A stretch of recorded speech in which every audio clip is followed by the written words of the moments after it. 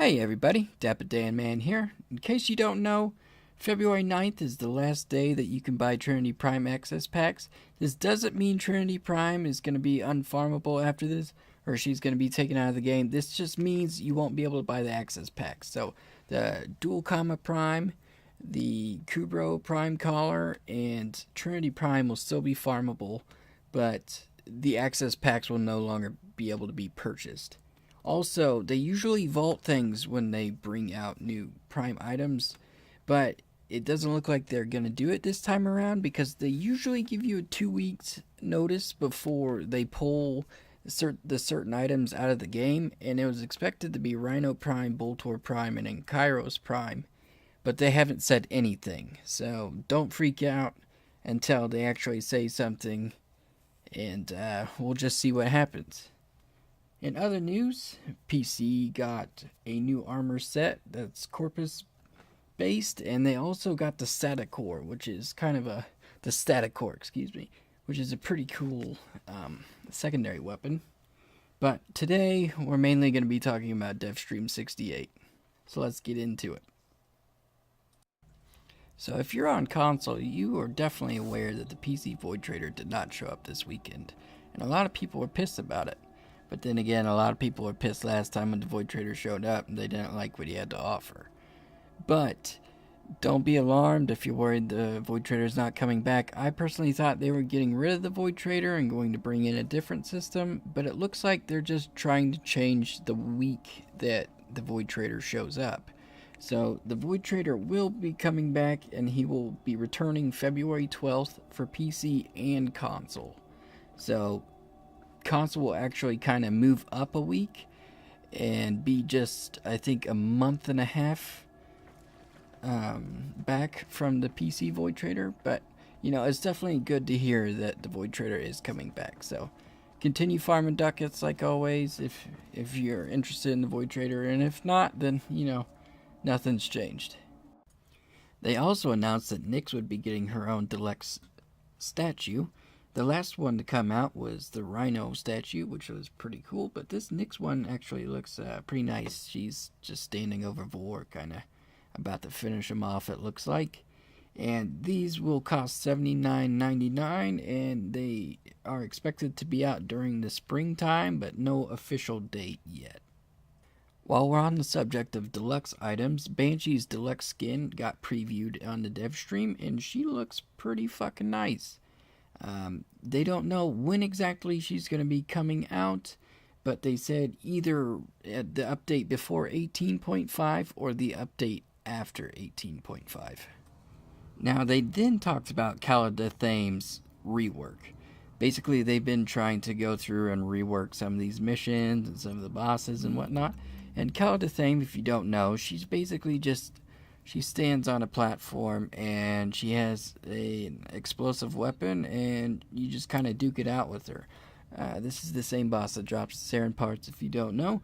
But basically, I think they want to change it up. They said that they wanted to make it a more mobile mission. That was their aims for it anyways. So, by judging by one of the character models that you'll see here in a second, it makes me think maybe that it's going to be kind of like you chase her for a little bit, maybe weaken her by treating it like a capture mission, and then you end up fighting her at the end. I don't know, but I'm definitely interested to see where they take it. Now, apparently they weren't ready to talk about the next Warframe yet, so what they did instead was showed a piece of concept art as kind of like a teaser, and it looks kind of like an Iron Maiden or a coffin, and there's a lot of people wondering about it. Maybe it's a vampire type Warframe, or maybe it is kind of like an ability that the Warframe uses, like it wraps that around the enemy and then maybe punctures it and bleeds it out. Who knows, but I'm interested to see where it goes. Now, one of the questions that came up during the dev stream was whether or not they looked at implementing Arcwing into the PvP, or Conclave as it's called, or maybe bringing out Arcwing races, kind of like how Destiny brought out Sparrow Racing, but they didn't touch anything on the Arcwing Racing thing. They kind of just dodged that one completely. I don't think they were interested at all in it. But they did say that they are looking at bringing Arcwing to the Conclave. So if you really do like Arcwing and you're like, wow, gee, I wish it was in PvP or it was in Conclave, you might be getting your wish in the future, so just hang in there. Another question that was asked during the dev stream was whether or not Kavats and Coop Bros would share the same mods. Now, they said that Kavats and Coop Bros would share some of the same mods. Well, first off, if you don't know what a Kavat is, it's basically the cat version of a Coop Bro. The Coop Bro is a dog, the Kavat is a cat. So, they're going to have, two different types of animals that you can have as companions. And they will share some of the more common mods, but then some of the more breed-specific things, of course, obviously. And then some mods will just be either unique to Kavats or Coop Bros. So, you'll have a little bit of everything. You'll have some shared things, and then, of course, you'll have your specialty things as well. But as of right now, for Kavats, there are 2 breeds. The first one is a Cheshire one. It is going to have luck-based abilities, apparently. People were joking around asking if it was going to be like a mobile RNG Jesus. I highly doubt that, but I kind of think it's going to be like the Coop Bro that digs up, a pile of credits or resources, things like that. And then you have the Mirror Cat, which supposedly deflects bullets, sends it back to the enemies, and also creates weak points on enemies for the Tenno to attack. Now, I think the Warframe community as a whole can agree on a couple things, and one of them is that Warframe has some very complex and very intimidating features to the game that might scare away new players. And DE has been looking into that a lot lately, and they've been looking at the new player experience is what they call it. And basically what they've been doing is they created new accounts and basically tried to play as a new person who doesn't know much about the game, and they realized that, wow, we don't actually do a whole lot of explaining for certain things, and the main thing they claim they've been focusing on right now is the fusion process for mods, because there's just thousands of mods out there, and you obviously want to make these mods better, but this process can be rather expensive, and this process can be rather confusing if you don't necessarily know how to do fusion properly, or if you misclick on the fusion process, it can completely ruin what you're doing and restart everything and kind of frustrate the person. So basically what they're trying to do is simplify that, and from what I got from it, they were saying that when you picked up duplicate mods, it would help fuse into a certain mod that you already had, so it would upgrade the mod, and they were also going to take out the damaged mods. So I don't know about you, but I for the longest time could not get a normal intensify. All I could get was damaged ones, and when I finally got a regular intensify, I was just so relieved, and I never wanted to see a damaged mod again.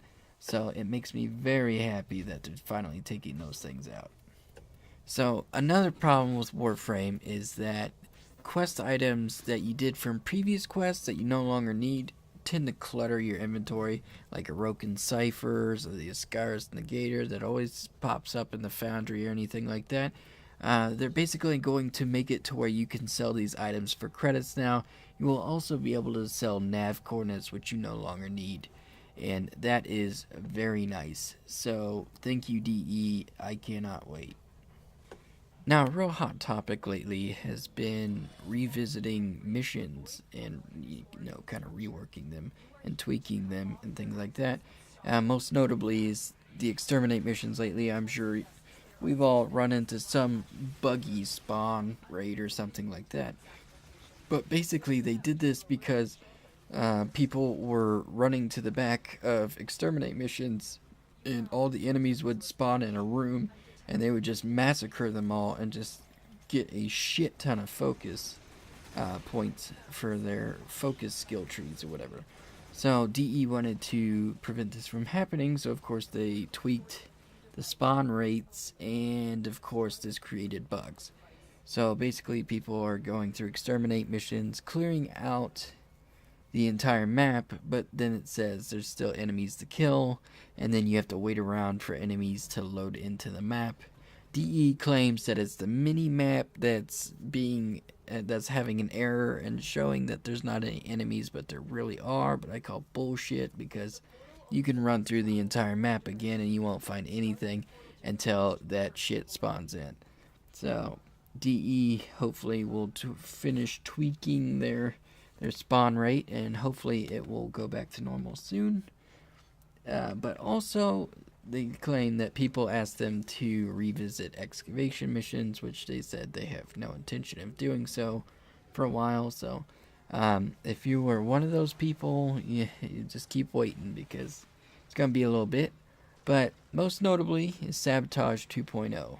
Now, if you've ever done a Uranus sabotage mission before, basically you have two options. You can either poison the target with toxin vials, or you can awake the target and kill him with your guns, with your powers, whatever.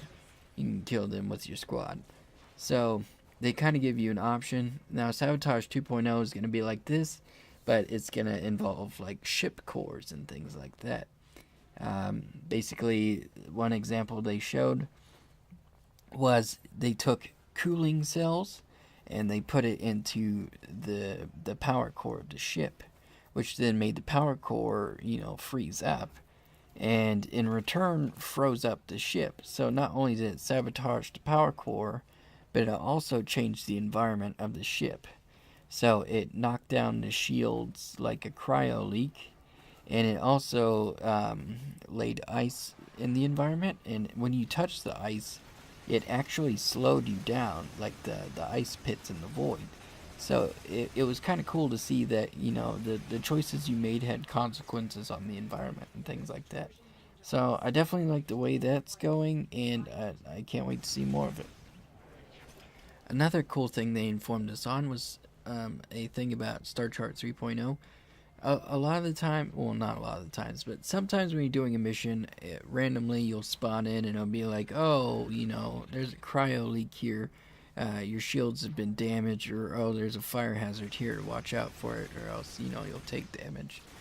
That will no longer be random. In Star Chart 3.0, the nodes will state whether or not the mission will have a cryo leak or a fire hazard. And they will basically be in like certain scenarios. Say the ship has been under heavy fire by enemy ships, and it's taken heavy damage, and basically you're going on that ship to clear the last of the enemies out. So of course there's going to be damage to the ship, and there's going to be fire hazards and things like that. Or maybe a cryo tank got ruptured in a corpus lab or something like that, and so it's frozen over, and it's going to affect your shields for that mission. So it's nice that they're going to actually allow you to prepare for it instead of just go surprise when you jump into the mission, because that was rather upsetting at times. Now, if you have Neza, Wukong, or Atlas, and you've been waiting on alternate helmets to come out for these 3 frames, you're going to be happy to find out that there are alternate helmets coming, and these are the helmets right here.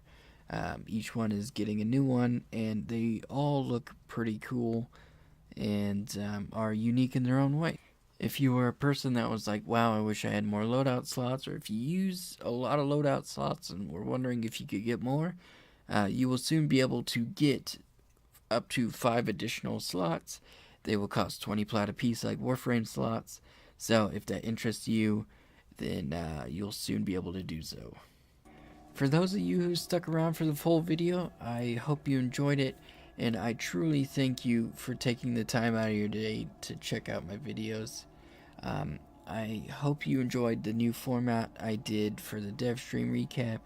I've done it differently in the past, but I figured this one would be kind of more informative visually, and it would kind of, match together more with what I was talking about instead of me just running random missions.